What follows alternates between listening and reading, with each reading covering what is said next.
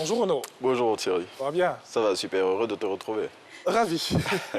Alors, on débute avec ce qui fait aussi l'actualité chez nous en Côte d'Ivoire. C'est la publication de la liste provisoire des candidats retenus pour les législatives du 6 mars prochain. Oui, bonjour Alix aussi. Et chaque titre de ce jour, il va de son commentaire. On démarre avec Le Patriote qui barre à sa une que tous les candidats aux législatives du 6 mars sont connus. Le confrère fait le point des dossiers déposés à la CEI et révèle le nombre de candidats, hommes et femmes, retenus pour ce scrutin. Et sur le même sujet, on va y mettre une autre couche avec le quotidien Le Matin. Oui, le confrère révèle la liste des 1266 candidats retenus pour les législatives lui aussi et souligne que tous les candidats du RHDP ont été retenus sans difficulté. Et on continue avec les commentaires relatifs à la liste provisoire des candidats retenus pour ces législatives.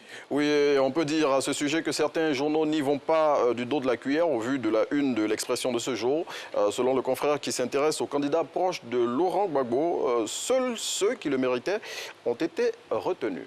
Et justement, des candidats proches de l'ex-président ivoirien n'ont pas été retenus sur la liste provisoire. Ces candidats, ce sont Kone Katinan et Damana Adia Pikas. Le rejet de leur candidature provoque des grognes selon la voix originale. Selon le confrère qui cite Kone Katinan, en rejetant leur candidature, la CEI a dérapé. Il indique qu'ils vont saisir le Conseil constitutionnel. À noter que les candidats dont les candidatures ont été rejetées disposent d'un délai de 8 jours à compter de la date d'hier pour saisir le Conseil constitutionnel.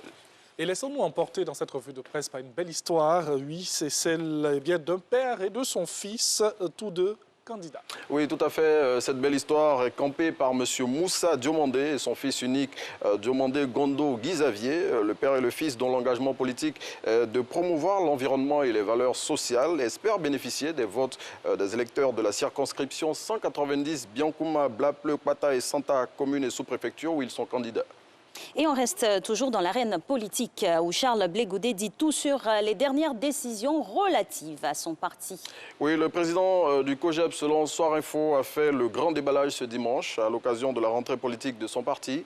Intervenant par visioconférence, l'ex-ministre de Laurent Gbagbo, selon Soir Info, a donné les raisons de la sortie du COJEP de la plateforme de l'opposition dirigée par Henri Konan-Bédier, sur les raisons aussi de la dissolution des instances du COJEP et sur d'autres sujets encore, plus de précision dans Soir Info de ce jour. Et l'intelligent d'Abidjan s'intéresse à un sujet qui nous intéresse tous aussi, c'est le basculement de la numérotation téléphonique en Côte d'Ivoire. Oui, le confrère révèle comment s'est déroulé le passage de 8 à 10 chiffres de la numérotation téléphonique dans notre pays.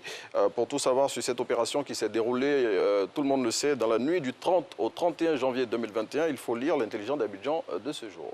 Et il y a eu des affrontements au quartier abattoir dans la commune de Port-Bouilly. Oui, c'est en fin de semaine dernière que des affrontements sanglants et une fusillade ont éclaté dans ce quartier de la commune de Port-Bouilly. Selon l'Infodrome, résultat des courses de ces affrontements qui, selon le site d'information, a concerné des jeunes de ce quartier, un mort et plusieurs blessés. Et on parle santé. Le quotidien d'Abidjan propose dans son numéro de ce jour un reportage sur la cirrhose de foie.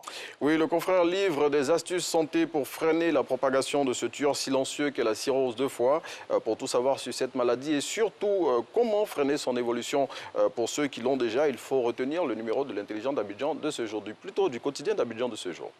Et on referme cette revue de presse comme à l'accoutumée avec le marché régional qui a refermé sur une note positive en fin de semaine dernière. Oui, malgré que la bourse régionale des valeurs mobilières a clôturé la dernière séance en baisse, le marché régional referme sur un bilan positif en ce sens que 22 valeurs ont fini dans le vert, tandis que 6 ont fini dans le rouge. Les plus fortes hausses de la journée de ce vendredi ont été enregistrées par les valeurs Nei Seda, Côte d'Ivoire et Nestlé, tandis qu'à l'inverse, les décotes les plus importantes ont été réalisées par Total SN et Total Côte d'Ivoire. Les investisseurs, il faut le savoir, pour ce vendredi ont transigé à hauteur de 1,2 milliard de francs CFA. Merci beaucoup à Renaud. Merci. Et c'est un mois très court de février qu'on te souhaite. Bon, on le souhaite à tous aussi. Comme janvier. Franchement. Merci beaucoup. Déjà, cette année, février, c'est 28 ou 29 jours? Ah ben, je crois qu'on en a... Année bissextile ou pas? Bon, on en a 28 approximativement. Sous réserve de vérification, parce que vous n'êtes pas très sûr. Tout à fait. En tout cas, il sera court, pas comme le mois de janvier. Merci beaucoup. Voilà. Merci à vous, Renaud. On se revoit.